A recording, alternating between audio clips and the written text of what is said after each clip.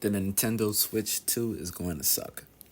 And I'm dead serious. It might just suck. And it's funny because this was the most hyped up piece of tech, the world's best, worst kept secret.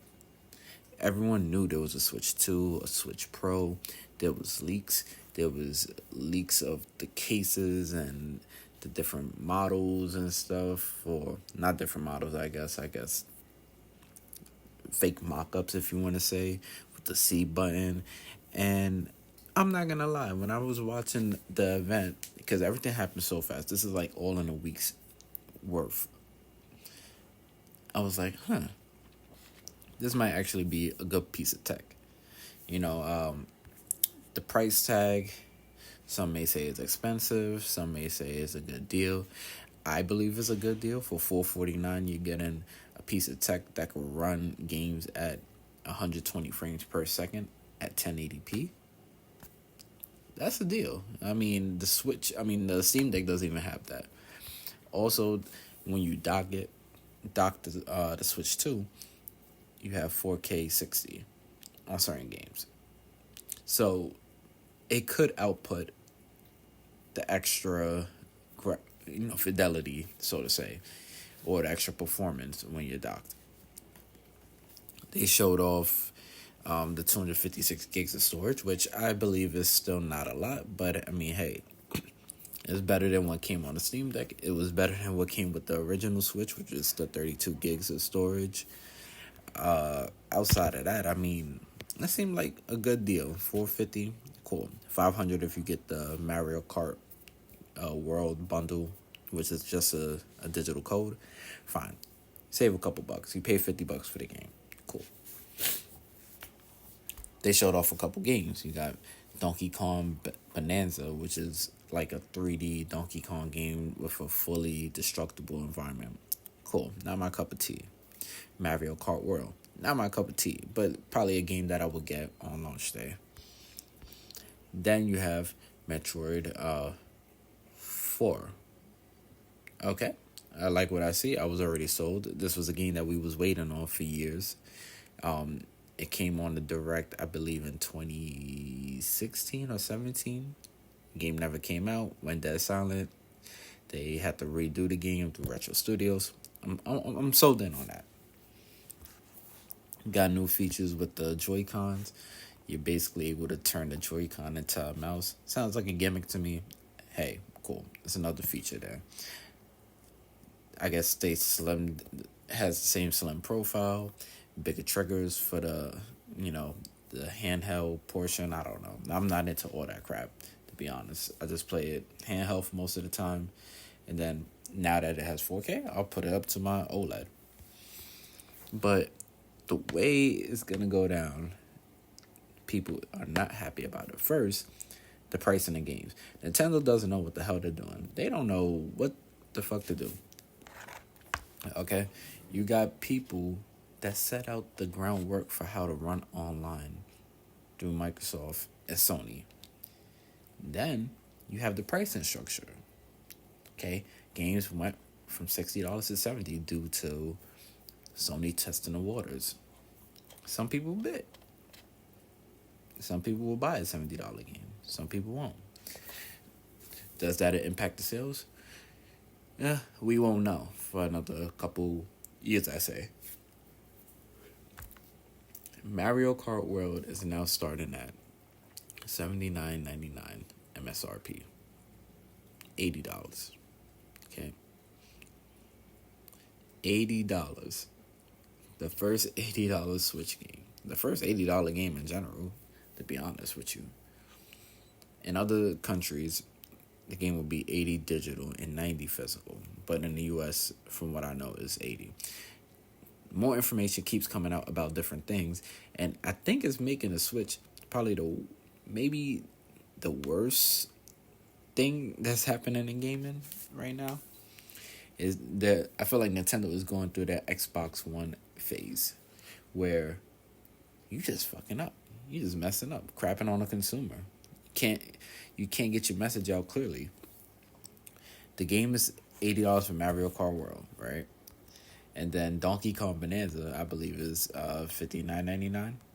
I'm sorry, $69.99, so like a $70 game. Okay, and then you got Cyberpunk. Getting getting the game on a full cartridge for 60. Like, the pricing is all over the place. Like, how do you sit here and convey this to your audience on what games become 80 and what games become 60, what games are 70? And then the most confusing part is game key cards. Now, you guys are probably familiar with games where you buy the game and the full game is not on a cartridge. For example, the BioShock. For example, I guess FIFA. I can't think of one off the top of my head. Basically, when you buy the game card, the full game is not on the cart. So you need an internet connection to download an update or download the rest of the game, and then you could play the game with the cart. Now, the problem is, they explained the game key cart situation as a feature saying that if you buy a game and the game won't have the Switch 2 version on the cart. It will have a basic version. So, for example, if you buy Zelda Breath of the Wild, there's a Switch 2 version that has enhanced stuff. You could buy the Switch 2 version for $80 or $70 or whatever it costs. Put that in your Switch, and then it would download the upgrade pack. And that upgrade pack will be stored onto your account. Cool. Now, if you don't download the upgrade pack, then you're just playing the regular Switch version, the Switch 1 version of Breath of the Wild. Or, let's just say you just happen to loan your game to your friend. They won't be able to download the upgrade pack because you already used it. It was already assigned to you. They're only going to be playing the Switch 1 version unless they pay $20 or $10 for the upgrade. Hope you're following along. This is weird. I'm confused trying to explain this. Okay. The funny part about all of this is some upgrades are free if you have the Nintendo expansion. So Breath of the Wild, I believe, Kirby, Forgotten Dreamland. I think those are free if you have a Nintendo Online expansion. But then some games you have to pay extra for the upgrade. So it's weird. Like the Mario Jamboree thing, they're selling that game for like I think $80 or something like that, and that comes with the upgrade and stuff. And it's like, okay, what is stopping me from buying basically a used version of Jamboree and just buying the upgrade pack? Like I feel like they seen what Sony did. And I feel like for Sony, it fell on their face trying to sell upgrade packs. When the console could run everything correctly, you guys are just choosing to lock it out. Similar how Xbox has the smart delivery. If I put an Xbox One game in my Series X, I get an automatic frame boost. I get automatic graphic fidelity, whatever features is available for that game at no cost. Nintendo's not going that route. They're going to nickel and dime you. And on top of that, that little mystery C button that we was suspecting about, that's like the little social button, similar to like the Xbox button, the chat button. Basically, it brings up your chat, your party, or your friends, or whatever it is. It's like a social button. You can't use that feature unless you pay for Nintendo Online. Now, granted, when the Switch comes out, I believe they said it's going to be free until, I want to say, March of next year or something like that. Cool. But you're telling me there's a button on my Switch that is locked behind a paywall. Like, what happens if I press the button and I don't have a subscription? Is it going to link me to the Nintendo eShop to buy a membership? Like, I don't understand. I really don't understand. So I have to, in order for me to interact with my friends, I needed an online membership. Like, they didn't explain a lot of things. They didn't even show the pricing at this direct. And therefore, I believe that Nintendo sucks. And that's not even the worst part about it. And this has nothing to do with Nintendo. Well, it might have some parts to do with Nintendo, but they said that April 9th was going to be the day where they start taking pre-orders. This console comes out in June. I believe the first week of June.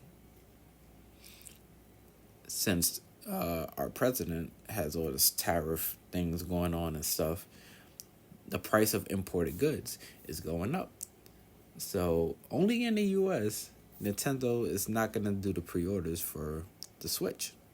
Because, you have to take into account, like, all right, well, if I charge $450 for the system and we're importing this, we're going to be spending more money. How do we get around this? So they might be losing more money if they sold it at the same price. A couple things could happen from this. I'm no political analyst or anything. Or, tech analyst. But Nintendo could raise the price in the U.S. for the Switch. That's one. Two, they might try to work out an agreement where they could get like a subsidy or, discounted rate. I don't know what the hell they're going to be doing, who the hell they're talking to, but they might try to get some type of discount. Who knows? But I don't know. Right now, it's looking like we about to go to Japan and buy this Nintendo Switch. In Japan, I think they only got to pay like what? I think $380 or $400 for a Japanese version. Man, listen, if y'all don't start learning Duolingo and get your Duolingo up and learn your Japanese and stuff, because the way these prices are going to be looking, oof. I don't know, man. I don't know. This might just hurt Nintendo. They're coming off the Nintendo Switch 1, a very profitable, a very popular system, one of their best-selling systems. And now they're trying to do the follow-up and knock it out the park, and I believe the tech is there. It's good tech, and I feel like the games that I seen was, I feel like it was enough for me to, get a pre-order. But I can't get a pre-order because they're not available right now. And on top of that, I don't even know if that price that they was showing off in their blog post is going to be the same price that we pay in June. Who knows? If you guys liked the video, please don't forget to like, comment, and subscribe. It's Caramel Poppy Gaming. Hold up, I'm out.